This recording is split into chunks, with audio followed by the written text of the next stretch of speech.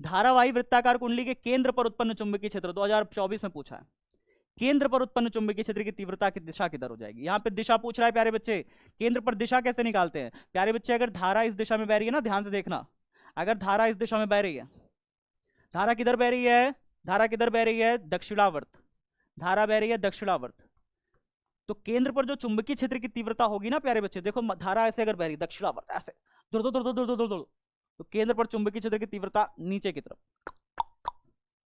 अगर धारा ऐसे बढ़ रही है दौड़ दो दौड़ दो दौड़ दो, तो केंद्र पर चुंबकीय क्षेत्र की तीव्रता ऊपर की तरफ दौड़ दो दौड़ दो दौड़ दो।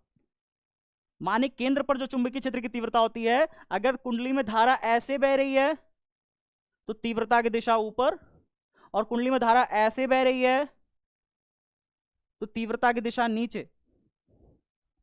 बात समझ में आई।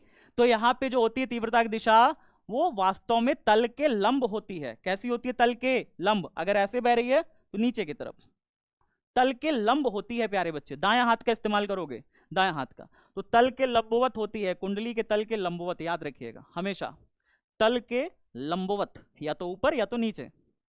धारा ऐसे बह रही है, धारा ऐसे बह रही है तो नीचे की तरफ तल के लंब हो गया, धारा ऐसे बह रही है तो तल के लंब ऊपर। ठीक है।